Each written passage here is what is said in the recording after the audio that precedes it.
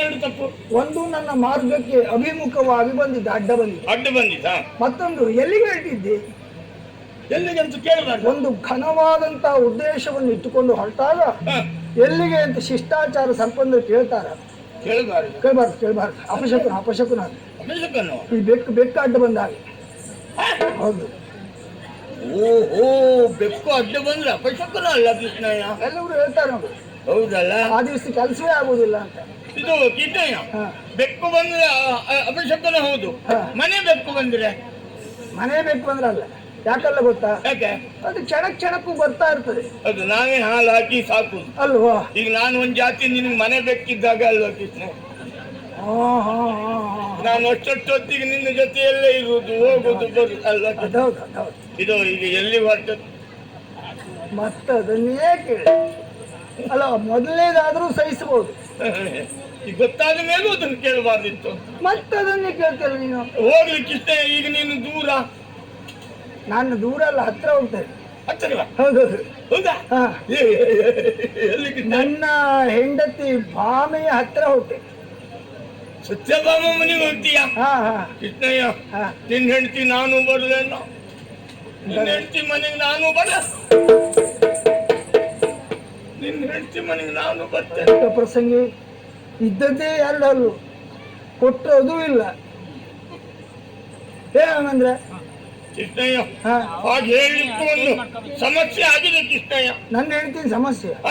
ನಿನ್ನ ಹೆಂಡತಿ ಸಮಸ್ಯೆ ಅಲ್ಲ, ನಿನ್ನ ಹೆಂಡತಿ ಮನೆಗೆ ನಾನು ಬರ್ಲಿಕ್ಕೆ ನನಗಂತದೊಂದು ಸಮಸ್ಯೆ ಇದ್ರೆ ಬರ್ಲೇಬಾರ್ದು. ಕೃಷ್ಣಯ್ಯ, ನೀನೇ ಯೋಚನೆ ಮಾಡಿ. ಏನು ಈ ದ್ವಾರಕೆಯಲ್ಲಿ ಏನೆಲ್ಲ ನಡೀತಾ ಉಂಟು, ಏನೆಲ್ಲ ಆಗ್ತಾ ಉಂಟು, ನೀನು ಏನಾದ್ರು ನೋಡಿದೀಯ ಕೃಷ್ಣಯ್ಯ? ಎಲ್ಲ ಸರಿ ಉಂಟಲ್ಲ. ಅದೇ ನನ್ನ ತಲೆ ಬಿಸಿ ಆಗಿದ್ದು. ಈ ದ್ವಾರಕೆಯಲ್ಲಿ ಇತ್ತೀಚೆಗೆ ಕೃಷ್ಣಯ್ಯ, ನೀನಿರುವಾಗಲು ಒಬ್ಬರ ಹೆಂಡತಿಯನ್ನು ಇನ್ನೊಬ್ಬರು ಇಟ್ಕೊಳ್ತಾ ಇದ್ದ. ಮತ್ತೊಮ್ಮೆ ಹೇಳು. ಈ ದ್ವಾರಕೆಯಲ್ಲಿ ನೀನಿರುವಾಗಲು ಒಬ್ಬರ ಹೆಂಡತಿಯನ್ನು ಇನ್ನೊಬ್ಬರು ಇಟ್ಕೊಳ್ತಾ ಇದ್ದ.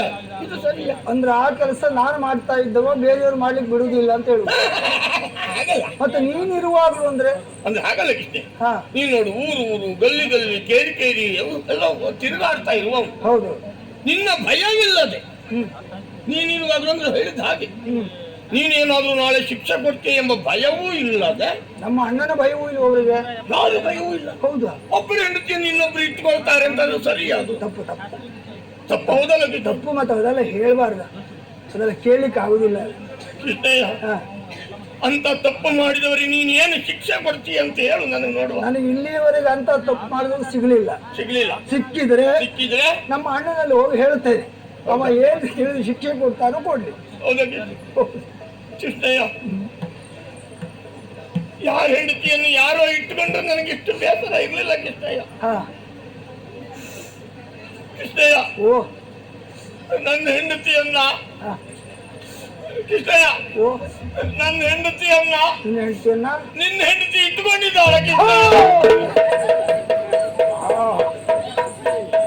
ಕೇಳಲಿಕ್ಕೆ ಸಾಕು. ಏನಾಯ್ತು ಕೃಷ್ಣಯ್ಯ? ಎಂತ ಅಸಹ್ಯ ಮಾತಾಡ್ತೀರಿ. ಎಂತದ್ದು ಕೃಷ್ಣಯ್ಯ? ಒಂದು ಸ್ಥಾನ ಗೌರವ, ಒಂದು ಶಬ್ದ ಗೌರವ, ಒಂದು ವಾಕ್ಯ ಮರ್ಯಾದೆ ಯಾವುದಿಲ್ವ ನಿನಗೆ? ಸತ್ಯ ನಡೆದ ಸತ್ಯ ಸಂಗತಿಯನ್ನು ಹೇಳಿದ್ದು ಕೃಷ್ಣಯ್ಯ. ನನ್ನ ಹೆಂಡತಿ ಹೆಣ್ಣು. ಹೌದು. ನಿನ್ನ ಹೆಂಡತಿ ಹೆಣ್ಣೆ. ಹೆಣ್ಣನ್ನು ಇಟ್ಕೊಳ್ಳುವುದು ಅಂದ್ರೆ ಏನು? ಅದೇ ತಲೆ ಬಿಸಿ ಆದ್ದು. ಹೆಣ್ಣನ್ನೇ ಇಟ್ಟುಕೊಂಡಿದ್ದಾಳಲ್ಲ, ಇದು ಸರಿಯಾ? ಮತ್ತು ಅದನ್ನು ಹೇಳ್ತಾರೆ ಕೃಷ್ಣಯ್ಯ. ಒಂದು ಅರ್ಥದಲ್ಲಿ ಹೇಳುತ್ತಿದ್ರೆ ನಿನ್ನ ಹೆಂಡತಿ ತಪ್ಪಲ್ಲ. ನನ್ನ ಹೆಂಡತಿ ಆಗಲ್ಲ ತಪ್ಪು ಮಾಡಿ, ನನ್ನ ಹೆಂಡತಿ ಅವಳು. ಹಾಗಂತ ನನ್ನ ಹೆಂಡತಿಗೂ ತಪ್ಪಲ್ಲ. ಎರಡೂ ಸರಿ ಇದ್ರು ಮತ್ತೆ ತಪ್ಪಾಗ್ತದೆ. ಹಾಗಾದ್ರೆ ಇಟ್ಕೊಂಡು ಸುಳ್ಳಲ್ಲ, ಸರಿ ಉಂಟು ಅಂತ ಆಯ್ತು. ಯಾಕೆ ಕೇಳು ಕೃಷ್ಣಯ್ಯ, ಅಂತದ್ದೊಂದು ಕೆಲಸ ನನ್ನಿಂದಲೇ ಆಗೋಯ್ತು ಕೃಷ್ಣಯ್ಯ. ಓಹೋ, ತಪ್ಪು ನಿನ್ನಿಂದ ಆದದ್ದು? ನನ್ನಿಂದಲೇ ಆಗಿದ್ದು. ಏನಾಯ್ತಾ? ನಾನು ತಪ್ಪು ಮಾಡಿದ್ದಲ್ಲ, ಆಗೋದು. ಆದ್ರೂ ಮುಖ ತೋರಿಸುವುದಕ್ಕೆ ಭಯ ಇಲ್ಲ ಕೃಷ್ಣಯ್ಯ. ನೀನು ಹೇಳಿದ ಹಾಗೆ ಒಂಥರ ನಾಚಿಕೆ. ಕೃಷ್ಣಯ್ಯ ನೋಡು, ಆ ದಿನ ಈ ಒಂದು 3 ತಿಂಗಳ ಹಿಂದೆ ಖರ್ಚೆಲ್ಲ ನಿನ್ನದು, ಮದುವೆ ಮಾತ್ರ ನನ್ನದು ಅಂತ ನೀನೇ ಮದುವೆ ಮಾಡಿಸಿದ್ಯಲ್ಲ. ನನಗೆ ನೆನಪಿಲ್ಲ, ನಾನು ಬಾಳ ಜನರಿಗೆ ನಾನೇ ಖರ್ಚಾಕಿ ಮದುವೆ ಮಾಡಿಸಿದ್ದೆ. ನನಗೆ ಏನು ಗೊತ್ತಿಲ್ಲ, ನನಗೆ ಒಂದನೇ ಮದುವೆ ನೋಡು. ಮದುವೆ ಅಂದ್ರೆ ಏನು? ನಾನು ಒಂದು ಮದುವೆ ಮಾತ್ರ ಖರ್ಚಾಯ್ಕೊಳ್ಳುವ, ಎರಡನೇ ಮದುವೆ ಇಲ್ಲ. ಅಲ್ಲ, ಅದಕ್ಕಾಗಿ ನಾನು ನನ್ನ ಖರ್ಚಿನಲ್ಲಿ ಮತ್ತೊಂದು ಬೇಡ ಅಂತ ಒಂದೇ ಮದುವೆ ಆಗ್ಲಿಕ್ಕೆ ಪ್ರಾರಂಭ ಆದದ್ದು. ಸರಿ ಸರಿ. ಕೃಷ್ಣಯ್ಯ, ಮದುವೆ ಏನೋ ಆಯ್ತು. ಮದುವೆ ಆಗೋ 4 ದಿನದ ಮದುವೆ. ಪುರೋಹಿತರು ಬಂದ್ರು. ಎಂತದ್ದು ಕೃಷ್ಣಯ್ಯ, ಹೋಮ ಎಲ್ಲ ಹಾಕಿದ್ರು. ಹೋಮದ ಧೂಮ ಎಲ್ಲ ಕಣ್ಣಲ್ಲಿ ಇದ್ದಿತ್ತು. 4ನೇ ದಿನ ರಾತ್ರಿ ನಮ್ಮ ಊರ ಹೆಂಗಸರೆಲ್ಲ ನಮ್ಮ ಮನೆಗೆ ಬಂದ್ರು. ಯಾಕೆ ಏನು ಕೇಳಿದೆ ಕೃಷ್ಣಯ್ಯ. ಸರಿ. ಇವತ್ತು ಮದುವೆಯಾಗಿ 4ನೇ ದಿನ, ಶುಭ ಶೋಭನ. ನನಗೇನು ಗೊತ್ತಿಲ್ಲಲ್ಲ, 1ನೇ ಮದುವೆ. ನಿಮ್ಗೆ ಬಂದು ಹೇಳಿದ್ರು. ಹಾಗೆಲ್ಲ ಸತ್ಯ ಸಂಗತಿ ಹೇಳಿದ್ರು. ಕೋಣೆ ಇರ್ತದೆ, ಕೋಣೆಯಲ್ಲಿ ಮಂಚ ಇರ್ತದೆ, ಮಂಚದ ಮೇಲೆ ಮೆತ್ತನ ಹಾಸಿಗೆ ಇರ್ತದೆ. ಅದೆಲ್ಲ ಹೀಗೆ ಇದಕ್ಕೆಂದು ಸಂಬಂಧಪಟ್ಟಿದ್ದು. ಆಮೇಲೆ ಪಾತ್ರೆಯಲ್ಲಿ ಹಾಲಿರ್ತದೆ. ನೀನು ಮೊದಲು ಹೋಗಿ ಆ ಪಾತ್ರೆಯಲ್ಲಿರುವ ಅರ್ಧ ಹಾಲನ್ನು ಕುಡಿದು ಮತ್ತ ಅರ್ಧ ಹಾಲನ್ನು ನಿನ್ನ ಹೆಂಡತಿಗೆ ಇಟ್ಟು ನೀನು ಮಂಚದ ಮೇಲೆ ಕುಳಿತುಕೊಳ್ಬೇಕು. ನನಗೇನು ಗೊತ್ತಿಲ್ಲಲ್ಲ, 1ನೇ ಮದುವೆ. ನೀನು 3 ಮದುವೆ ಆಗು. ಆ 3ನೇ ಮದುವೆ ಆಗೋದು ಗೊತ್ತಾಗ್ತದೆ. 1ನೇ ಮದುವೆ ಅಲ್ಲ, ನನಗೆ ಪರ್ಯಾಯವಾಗಿ ನನಗೆ ತಾಗಿಸುವುದೇ ಇಲ್ಲಪ್ಪ. ಮತ್ತೆ ನಾನು ನಿನಗೆ ತಾಗಿಸಿದ್ದಲ್ಲ, ನನಗೇನು ಗೊತ್ತಿಲ್ಲ ಅಂತ ನಿನಗೆ ಗೊತ್ತಾಗ್ಲಿ ಅಂತ ಹೇಳಿದ್ದೆ. ನನಗೆ ಒಮ್ಮೆ ಹೇಳಿದಾಗ ಗೊತ್ತಾಗಿದೆ. ಓದಕ್ಕಿಷ್ಟೇ. ಹಾಗೆ ಹೋದೆ, ಅರ್ಧ ಹಾಲು ಕುಡಿದೆ, ಮತ್ತ ಅರ್ಧ ಹಾಲು ಹೆಂಡತಿಗೆ ಇಟ್ಟೆ, ಮಂಚದ ಮೇಲೆ ಕುಳಿತೆ. ಈಗ ನನ್ನ ಹೆಂಡತಿ ಬರ್ತಾಳೆ. ಇನ್ನೊಂದು ಗಳಿಗೆಯಲ್ಲಿ ನನ್ನ ಹೆಂಡತಿ ಬರ್ತಾಳೆ. ಈಗ ಬರ್ತಾಳೆ. ಈಗ ಬಂದ್ರು ಅಂತ. ಈಗ ನಿದ್ದೆ ಬರಲಿಲ್ಲ. ನಿದ್ದೆ ಬಂದ ಹಾಗಾಯ್ತು. ಇನ್ನು ಸ್ವಲ್ಪ ಹೊತ್ತಿನಲ್ಲಿ ನನ್ನ ಹೆಂಡತಿ ಬರ್ತಾಳೆ ಅಂತ ಮಲಗಿದೆ. ನಿದ್ದೆ ಬರಲಿಲ್ಲ. ಸರಿ ಸರಿ. ಈಗ ಕಣ್ಮುಚ್ಚಿ ಮಲಗಿದ ಹೊತ್ತಿಗೆ ಕೃಷ್ಣಯ್ಯ, ಸ್ವಲ್ಪ ಹೊತ್ತಿನಲ್ಲಿ ನನ್ನ ಹೆಂಡತಿ ನಿಧಾನ ಬಂದ್ರು. ಕೃಷ್ಣಯ್ಯ ಬರ್ಲೇಬೇಕಲ್ಲ.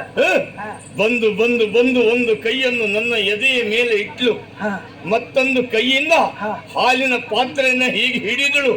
ಕೃಷ್ಣಯ್ಯ, ನಾನು ಕಣ್ಣು ಮುಚ್ಚಿದ್ದೆ, ನಿದ್ದೆ ಬರಲಿಲ್ಲ. ಆ ಕಣ್ಣು ಮುಚ್ಚಿ ನನ್ನ ಹೆಂಡತಿ ಬಂದಳಲ್ಲ ಅಂತ ಸಂತೋಷದಿಂದ ಬರ ಸೆಳೆದು ಬೀಗಿ ತಪ್ಪೇ ಬಿಟ್ಟೆ. ಕೃಷ್ಣಯ್ಯ, ತಪ್ಪೇನೂ ಇಲ್ಲ. ತಪ್ಪಿಲ್ಲಲ್ಲ. ಆಗ ನನ್ನ ಹೆಂಡತಿ ಮೈ ಎಲ್ಲ ಪರಿಚಿ ಓಡಿ ಹೋಗ್ಲಿಕ್ಕೆ. ನಿನ್ನ ಹೆಂಡತಿ ಅಷ್ಟೆಲ್ಲ ಉಗುರು ಬಿಟ್ಟಿದ್ದ.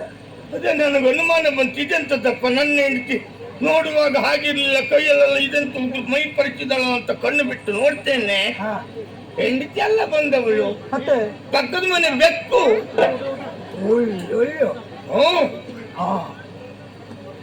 ಹಬ್ಬ ಬೆಕ್ಕೆ, ನನ್ನ ಎಂತ ಆಲೋಚನೆ, ನನ್ನ ಆಸೆಯನ್ನು ಭಂಗ ಮಾಡ್ತಲ್ಲ. ನಿನ್ನ ಕಲ್ಪನೆಯ ಸುಖದ ಸೌಧವನ್ನೇ ಹಾಳು ಮಾಡಿತಲ್ಲ. ಏನು ಮಾಡುದು ಅಂತ ಯೋಚನೆ ಮಾಡುವಾಗ ಪಕ್ಕನೆ ನನ್ನ ಅಜ್ಜ ಒಂದು ಮಾತು ಹೇಳ್ತಾ ಇದ್ದ. ಯಾವುದು? ಹಾಲು ಕಂಡ ಬೆಕ್ಕು, ಹೂಳು ಕಂಡ ನಾಯಿ ತಿರುಗಬಾರದೆ ಇರುವುದಿಲ್ಲ, ಮತ್ತೆ ಮತ್ತೆ ಬರ್ತದೆ ಅಂತ ಹಳೆಯವರ ಮಾತು. ಹೌದಲ್ಲ ಕೃಷ್ಣಯ್ಯ? ಬೆಕ್ಕು ಬಂದಿದ್ದು, ಪಾತ್ರೆಯಲ್ಲಿ ಹಾಲಿತ್ತು. ಬೆಕ್ಕು ದೂರದಿಂದ ಕಂಡಿತ್ತು, ಬಾಗಿಲು ತೆರೆದಿತ್ತು. ಬೆಕ್ಕದಕ್ಕಾಗಿ ಬಂದಿತ್ತು ಅಂತ ನಿರ್ಣಯ ಮಾಡಿದೆ. ಬರ್ಲಿ ಬೆಕ್ಕು ಅಂತ ಸಿಟ್ಟ ಬಂದು ಕಣ್ಣು ಮುಚ್ಚಿ ಮುಷ್ಟಿ ಬಲಿದು ಮಲ್ಕೊಂಡೆ. ಸ್ವಲ್ಪ ಹೊತ್ತಿನಲ್ಲಿ ಮತ್ತೆ ಬೆಕ್ಕು ನಿಧಾನವಾಗಿ ಬಂದು ಬಂದು ಒಂದು ಕಾಲನ್ನು ನನ್ನ ಎದೆ ಮೇಲೆ ಇಟ್ಟಿತು. ಆ ಹಾಲಿನ ಪಾತ್ರೆಗೆ ಈಗ ಬಾಯಿ ಹಾಕಿದ್ದು ಕೃಷ್ಣಯ್ಯ. ತ್ಯಾಗದ ಬಿಟ್ಟೆ. ಸರಿ ಆಯ್ತು, ಓಡಿ ಹೋಯ್ತೇನೆ. ಬೆಕ್ಕು ಸತ್ತೋಯ್ತು ಅಂತ ನೋಡ್ತೇನೆ, ನನ್ನ ಹೆಂಡತಿ ಓಡಿ ಹೋಗ್ತಾ ಇದ್ರು. ಬೆಕ್ಕು ಹಿಡಿಯುವುದಕ್ಕೆ ಅಲ್ಲ, ಬೆಕ್ಕಿನ ಹಿಡಿಲಿಕ್ಕಲ್ಲ ಕೃಷ್ಣಯ್ಯ. ಮೊದಲು ಬಂದಿದ್ದು ಬೆಕ್ಕು, ಎರಡನೇ ಬಂದವಳು ನನ್ನ ಹೆಂಡತಿ. ಪೆಟ್ಟು ತಿಂದವಳು ನಿನ್ನ ಹೆಂಡತಿ? ಪೆಟ್ಟು ತಿಂದಿದ್ದು ನನ್ನ ಹೆಂಡತಿ. ಎಷ್ಟು ಕಷ್ಟಪಟ್ಟು ಮದುವೆ ಮಾಡಿಸಿದ್ದೆ ಮಹಾರಾಯ. ಅದು ಖರ್ಚೆಲ್ಲ ನಿಂದು, ಮದುವೆ ಮಾತ್ರ ನನ್ನದು. ಇನ್ನು ಮದುವೆಯೂ ಇಲ್ಲ, ಖರ್ಚು ಇಲ್ಲ. ಹೀಗಾಗಿ ನನಗೆ 1ನೇ ಮದುವೆ ಏನು ಗೊತ್ತಾಗಲಿಲ್ಲ. 2ನೇ ಮದುವೆಗೆ ಅವಕಾಶ ಇಲ್ಲ. ಆ ದಿನ ಪೆಟ್ಟು ತಿಂದು ಹೋದ ನನ್ನ ಹೆಂಡತಿ ನಿನ್ನ ಹೆಂಡತಿ ಮನೆಯಲ್ಲಿ ಇದ್ದಾಳಂತೆ. ಅವಳೆಲ್ಲ ಕತೆ ಕೇಳಿ ನಿನ್ನ ಹೆಂಡತಿ ನನ್ನ ಹೆಂಡತಿಯನ್ನು ಇಟ್ಟುಕೊಂಡಿದ್ದಾಳೆ. ಹಾಗೆ ಹೇಳಿದ್ ನೀನು. ಅದಕ್ಕಾಗಿ ಹೇಳಿದ್ದು. ಅಂದ್ರೆ ನನ್ನ ಹೆಂಡತಿಯಲ್ಲಿ ಕೆಲಸಕ್ಕಾಗಿ ನಿನ್ನ ಹೆಂಡತಿ ಇದ್ದಾಳೆ. ಹೆಂಡತಿ ಇದ್ದಾಳೆ, ನಿನ್ನ ಹೆಂಡತಿ ನನ್ನ ಹೆಂಡತಿಯನ್ನು ಇಟ್ಕೊಂಡಿದ್ದಾಳೆ. ನಾನ್ ನಿನ್ನ ಹೆಂಡತಿ ಮನೆಗೆ ಬರಲೇನ ಅಂತ ಕೇಳಿದ್ದು. ಒಂದು ಸಂಗತಿಗೆ ಒಂದು ಜನ ಬೇಕು ಧೈರ್ಯಕ್ಕೆ. ಧೈರ್ಯ. ಹಾ ಮುಖ ನಿನ್ನ ಹೆಂಡತಿ ಮನೆ ನೋಡು. ನಿನ್ನ ಹೆಂಡತಿ ಮುಖ ತೋರಿಸುವುದಕ್ಕೆ ನಾಚಿಕೆ ಹೌದು, ಹೆದರಿಕೆ ಹೌದು. ಅಯ್ಯೋ ಹೌದು ಅಲ್ವಾ? ಹೌದು ಹೌದಪ್ಪ. ನಾನಿದ್ದೇನೆ, ಹೆದರಬೇಡ. ಹೌದಲ್ಲ? ಹಾಗಾದ್ರೆ ನಿನ್ನ ಹೆಂಡತಿ ಮನೆ ಹೋಗಿ ನನ್ನ ಹೆಂಡತಿ ಕರ್ಕೊಂಡು ನಾ ಬರ್ತೇನೆ. ನಿಮ್ಮಿಬ್ಬರನ್ನು ಒಂದು ಮಾಡಿಸುವ ಹೊಣೆಗಾರಿಕೆ ನನಗಿದೆ. ಹೌದಾಗಿದ್ದೆ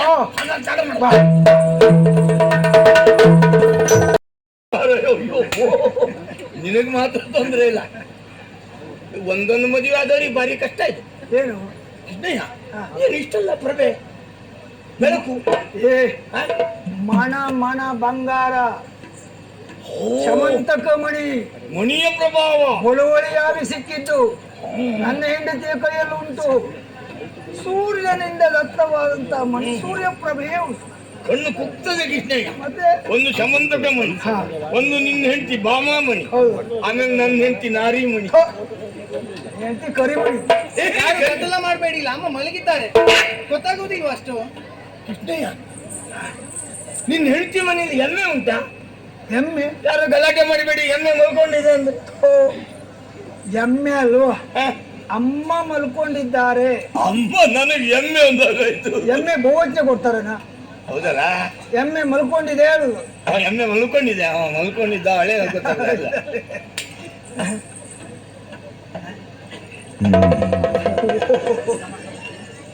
ನಿನಗೆ ಇಷ್ಟು ನಾಚಿಕೆ ಮಾರಾಯ. ಹಾಗಾಗಿ ನಿನ್ನ ಬಿಟ್ಟು ಬಂದದ್ದೇ ಇದಕ್ಕಾಗಿ.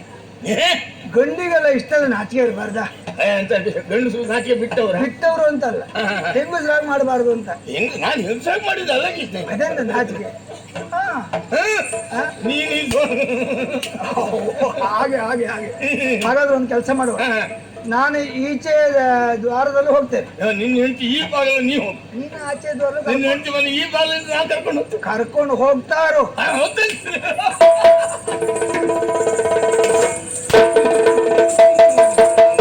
ಮದುವೆಯಾಗಿ 3 ದಿನವೂ ಮಾತನಾಡಲಿಲ್ಲ.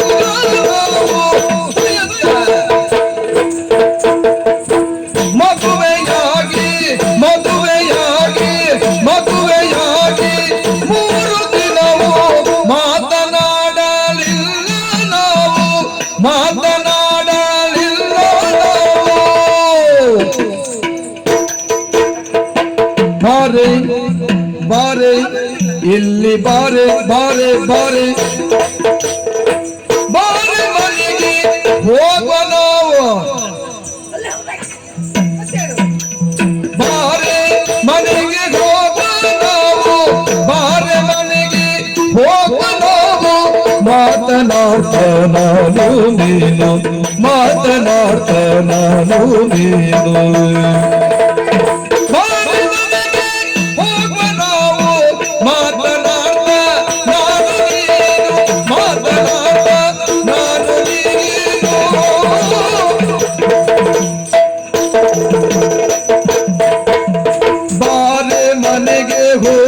ನಾವು, ಮಾತನಾಡ್ತ ನಾನು ನೀನು, ಮಾತನಾಡ್ತ ನಾನು ನೀನು.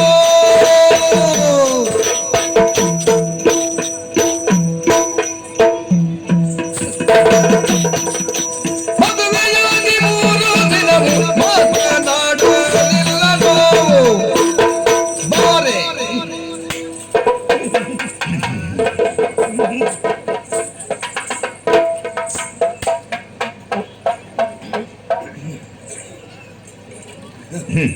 ಏನಾಯ್ತು?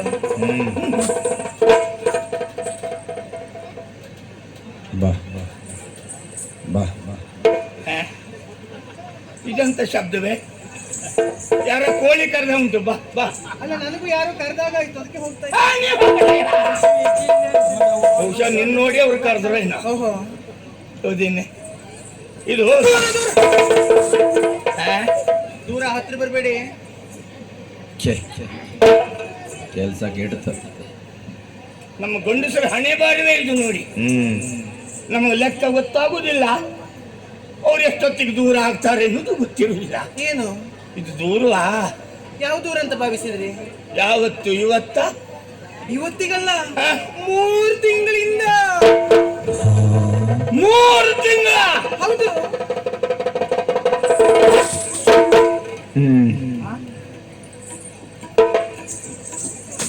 ನಿನಗೆ 3 ತಿಂಗಳ? ನಿನ್ನ 3 ತಿಂಗಳಕ್ಕೆ ಕಾರಣ ಯಾರು ಹೇಳ? ಅಯ್ಯೋ ಅಯ್ಯೋ, ಕೃಷ್ಣ ಕೃಷ್ಣ ಕೃಷ್ಣ ಕೃಷ್ಣ, ರಾಮಕೃಷ್ಣ ಹೋಯ್ತು. ಕೃಷ್ಣ ಹೋಯ್ತಾ? ಹಬ್ಬ, ಕೃಷ್ಣನ ಕೆಲಸ ನೋಡಿ. ಅದಕ್ಕಾಗಿ ಏನೂ ಗೊತ್ತಿಲ್ಲದ ಹೊರಗೆ ನಾಟಕ ಮಾಡಿದ. ನಿನ್ನ ಹೆಂಡತಿ ಮನೆಗೆ ನಾನು ಬರ್ತೇನೆ ಅಂದ್ರೆ ಯಾಕೆ ಬರುವುದು ಎಲ್ಲ ಕೇಳಿದ. ಈಗ ನಿನಗೆ 3 ತಿಂಗಳಾಗುವುದಕ್ಕೆ ಕಾರಣ ಕೃಷ್ಣನೇ. ಯಾರು ಹೇಳಿದ್ದು ನಿಮ್ಗೆ? ನೀನು ಹೇಳಿದೆಯಲ್ಲ 3 ತಿಂಗಳಾಯ್ತು ಕೃಷ್ಣ ಕೃಷ್ಣ. ಹಾಗಲ್ಲ, ಕೃಷ್ಣನಿಂದ 3 ತಿಂಗಳು ಅಂತ ಹೇಳಿದ್ದಲ್ಲ, ಮತ್ತೆ? ನಿಮ್ಮನ್ನು ನೋಡಿದೆ 3 ತಿಂಗಳು ಅಂತ ಹೇಳಿದ್ದು ನಾನು. ಬದುಕಿದೆ ಬಡ ಜೀವ. ನಿಜವಾಗಿ ಎಲ್ಲೋದ್ರು ಹೋಗ್ತಿತ್ತು. ನನ್ನ ಹೃದಯ ಕಮಲ ಗಟ್ಟಿ ಉಂಟು, ಇಲ್ಲೋರು ಬಾಡಿ ಹೋಗಿ ಪ್ರಸಕ್ತ ಹೋಗಿ. ನೀವು ಹಾಗೆಲ್ಲ ಹೋಗುದಿಲ್ಲ ಅಂದ್ರೆ ಮಗಳು ಹೋಗ್ಬೇಕು ಅಂತಿದ್ದಾನೆ. ನಾ ಹಾಗಲ್ಲ ಹೇಳಿದ್ದು. ನಾನು ಆದಷ್ಟು ಬೇಗ ಹೋಗ್ಲಿ ಅಂತ ಉಂಟಾ? ಹಾಗೆ ಹೇಳೋದಕ್ಕಾಗ್ತದ? ಅದು ಆಗ್ತದೆ ಅಂತ ಕಷ್ಟ ಉಂಟು. ಇದು ನಿಮ್ಮದೇ. ಹೌದು, ನಾನೇ ಕಟ್ಟಿದ್ದು. ಕೊಟ್ಟವ ಕೃಷ್ಣನೇ, ಕಟ್ಟಿದವ ನಾನು. ನೀವೇ ಕಟ್ಟಿದ್ದು. ಹೌದೇನೆ? ಏನು? ಹೋಗ್ಲಿ ಬಿಡು. ಈಗ ಆ ದಿನ ಏನು ಹಾ. ಗೊತ್ತಾಗದೆ ನಿನಗೆ ನಾನು ಪೆಟ್ಟು ಕೊಟ್ಟು ಬಿಟ್ಟೆ. ಇನ್ನು ಮುಂದೆ ಎಂದು ಒಂದು ದಿನವೂ ನಿನಗೆ ನಾನು ಕೈಯಲ್ಲಿ ಪೆಟ್ಟು ಕೊಡುವುದಿಲ್ಲ. ಕೋಲ್ ತಂದ್ಕೊಂಡು ಪೆಟ್ಟು ಕೊಡ್ತೀರೇನೋ ಅಲ್ವಾ? ಕೈಯಲ್ಲಿ ಕೊಡುವುದಿಲ್ಲ, ಕೋಲಲ್ಲಿ ಕೊಡ್ತೀರಿ. ಕೋಲಲ್ಲಿ ಕೊಡ್ತೇನೆ ಅಂತಲ್ಲ, ಕೈಯಲ್ಲೂ ಹಾ. ಪೆಟ್ಟನ್ನು ಕೊಡುವುದಿಲ್ಲ. ನಿನ್ನನ್ನು ಹೇಗೆ ನೋಡ್ಕೊಳ್ತೇನೆ ಗೊತ್ತಾ? ಹೇಗೆ? ಮೇಲೆ ಇಟ್ಟರೆ ಇರುವೆ ತಿಂತದು, ಕೆಳಗೆ ಇಟ್ಟರೆ ಕಾಗೆ ಕಚ್ಚಿ ಹೋಯ್ತದೋ ಎನ್ನುವ ರೀತಿಯಲ್ಲಿ ನಿನ್ನನ್ನು ನಾನು ಸಾಕುತ್ತೇನೆ. ಅಲ್ಲ, ಈಗ ಇರುವೆ ಮರದ ಮೇಲೆ ಯಾವಾಗ ಹೋಯ್ತು? ಎಂತ ಆಯ್ತಾ? ಮೇಲೆ ಇಟ್ಟರೆ ಇರುವೆ ಇರುವುದಾ? ಕೆಳಗೆ ಕಾಗೆ ಬರುವುದಾ? ಇನ್ನು ಮುಂದೆ ಆಯ್ತಲ್ಲ, ಹಾ. ಆ ಮೇಲೆ ಇಟ್ಟರೆ ಕಾಗೆ ಕಚ್ಚುತ್ತದೋ, ಕೆಳಗೆ ಇಟ್ಟರೆ ಇರುವೆ ಹೊತ್ಕೊಂಡು ಹೋಗ್ತದಂತ ಕಣ್ಣಿನಲ್ಲಿ ಎಣ್ಣೆ ಹಾಕಿ ನಾನು ನಿನ್ನನ್ನ ಕಾಯ್ತೇನೆ. ಕಣ್ಣಿನಲ್ಲೇ ಹಾಕಿ ಮತ್ತೆ ಅದಕ್ಕೆ ಹಾಕಿದ್ದೇನೆ. ಹೋಗಲಿ ಬಿಡು. ಹಾ. ಎಷ್ಟು ಸಂತೋಷದಿಂದ ನೀನು ನೋಡ್ಕೊಳ್ತೇನೆ ಗೊತ್ತಾ? ಎಷ್ಟು ಸಂತೋಷದಿಂದ. ನಿನಗೇನೆಲ್ಲ ಬೇಕು ಹೇಳು, ನಿನಗೇನೆಲ್ಲ ಬೇಕು ಹೇಳು, ಎಲ್ಲ ತಂದು ಕೊಡ್ತೀರಾ? ಎಲ್ಲದನ್ನು ತಂದು ಕೊಡ್ತೇನೆ. ತಂದು ಕೊಡಬೇಕು. ನಿನಗೆ ಕೈ ಮೇಲೆ ಕೈ ಇಟ್ಟು ಹಾ. ನಾನು ಪಶತ ಮಾಡ್ತೇನೆ. ಪಶತ ಮಾಡೋದು ನನಗೆ ಬೇಡ, ಮತ್ತೆ ಯಾರಾದ್ರೂ ಮಾಡಿ. ಶಪಥ ಮಾಡ್ತೀನಿ. ಅದೇ, ಶಪಥ ಮಾಡ್ತೇನೆ. ಅಲ್ಲ, ಸ್ವಾಮಿ. ನಿನಗೇನ್ ಬೇಕು? ನನಗೆ ಹೊಸ ಸರ ಬೇಕು. ಪಶತ? ಹೌದು. ಇದು ಬೇಡ, ಇದು ಹಳೇದಾಗಿ. ಅಳತಾಯ್ತಾ? ಹೌದು. ಅದಕ್ಕೆ ಬ್ಯಾಗಡೆ ಹಾಕ್ವೇನೆ. ಅದು ಬೇಡ, ಅದು ನಿಮ್ಮ ಅಮ್ಮನಿಗೆ ಕೊಡಿ ಬ್ಯಾಗಡೆ ಹಾಕಿ. ಹೌದಾ? ಬೇಡ ಬಿಡು. ಈ ಸೀರೆ ಬೇಡ. ಮತ್ತೆ ಈ ಸೀರೆ ಬೇಡ. ಸೀರೆ ಬೇಡವಾ? ನಾ ಹಾಗೆ ಹೇಳಿದ್ನ. ಓ, ಈ ಸೀರೆ ಬೇಡ. ಪಟ್ಟೆ ಸೀರೆ ಬೇಕು. ಪಟ್ಟೆ ಸೀರೆ ಬಿಡ. ಈಗ ಪಟ್ಟೆ ಸೀರೆ ತರುವಾಗ ಹಾ. ಕಾಲು ಎಷ್ಟು ಅಗಲ ಇರ್ಲಿ? ಇಷ್ಟ ಅಗಲ ಇರ್ಲ?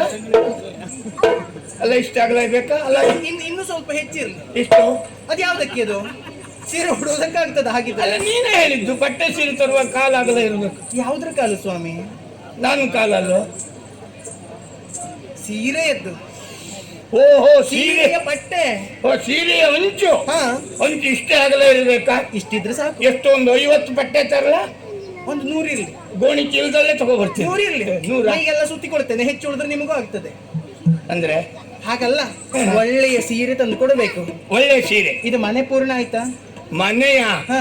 ನೀನು ಬಂದು ನೋಡ್ಲಿಲ್ಲ. ಈ ಕಡೆ ನೀನು ಬಂದ ಮೇಲೆ ಆ ಕಡೆ ಒಂದೇ ತಿಂಗಳಕ್ಕೆ ಮನೆ ಪೂರೈಸಿದ್ದೇನೆ. ಅಂದ್ರೆ ನಾ ಇದ್ರೆ ಆಗುದಿಲ್ಲ ಆಗಿತ್ತು ಅಂತಲ್ಲ. ಹಾಗಲ್ಲ, ಮತ್ತೆ ನೀನು ಬರಲಿ ಎಂಬ ಪ್ರೀತಿಯಿಂದ. ಅಷ್ಟೇ ಅಲ್ಲ, ನಿನಗೆ ಕಬ್ಬಿಣದಂತ ಬಂಗಾರ ತರಿಸ್ಕೊಡ್ತೇನೆ.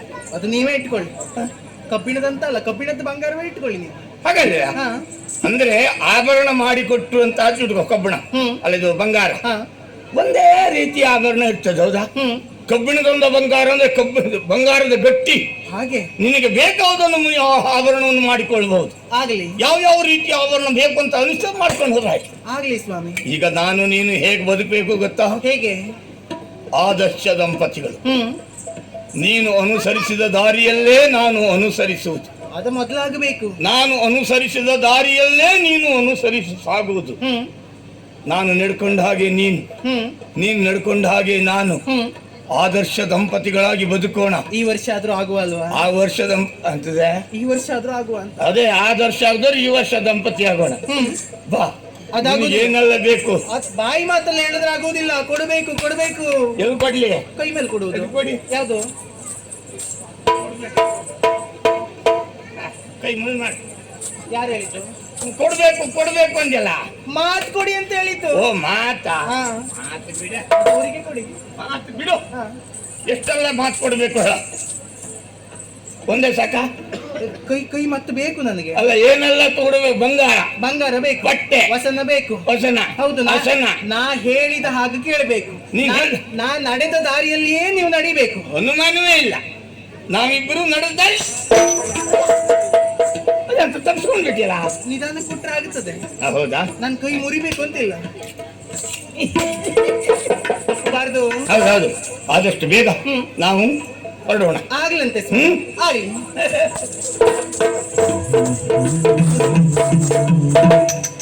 ಏನಾಯ್ತು?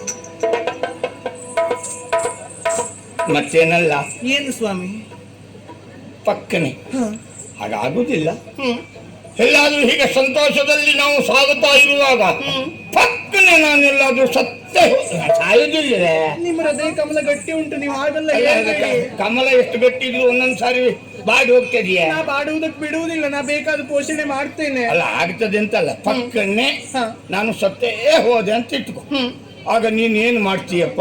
ನನಗೆ ಯಾರಿದ್ದಾರೆ? ಬೇರೆ ಒಬ್ಬ ಚಂದದ ಹುಡುಗನ ನೋಡಿ ಮದುವೆ ಹಾಕೊಂಡು ಸುಖವಾಗಿರಲ್ಲ. ಯಾರು ಹೇಳಿದ್ದು? ನಾ ಹಾಗೆಲ್ಲ ಮಾಡುವುದಿಲ್ಲ.